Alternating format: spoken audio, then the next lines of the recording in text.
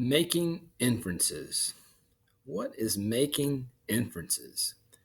So our objective, we're going to use story details, life experiences, prior knowledge to make inferences about a character, their feelings, and the events. So we're making inferences. Authors do not explain everything in a story. You use story clues, prior knowledge, and personal experience to make text to self and text to text connections. Here's an example. Jake tries to catch a fish. Jake stood on the riverbank. He cast his fishing pole into the deep water. He had been trying to catch a fish for many hours. Alex and Zach laughed as they watched Jake throw the line into the water one more time. What kind of person is Jake? The author doesn't tell you, he shows you. He's patient, he's hardworking. Why? Look at the blue type.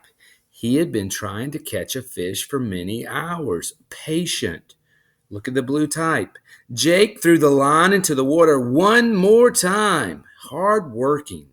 These examples are inferences about Jake. The author doesn't tell us he's patient. It doesn't tell us he's hardworking. He shows us. And then think about Alex and Zach. What do we think about those guys?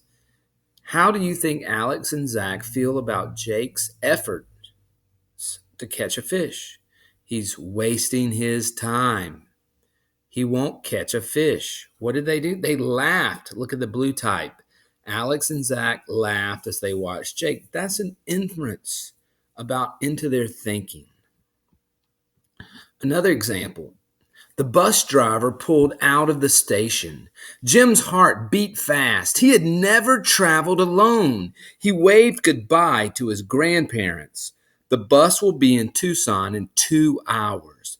Jim told himself. He checked his watch. Jim pictured his father waiting for the bus in Tucson.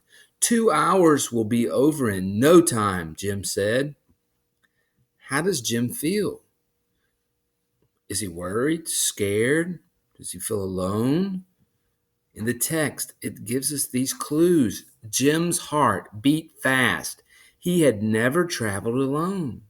So we use that to make an inference. His heart beat fast. He had never traveled alone. And this tells us he's worried, he's scared, he's alone. These are inferences. So what personal experience or prior knowledge helped you figure out how Jim feels? Did you use text to text by reading Jim's heart beat fast?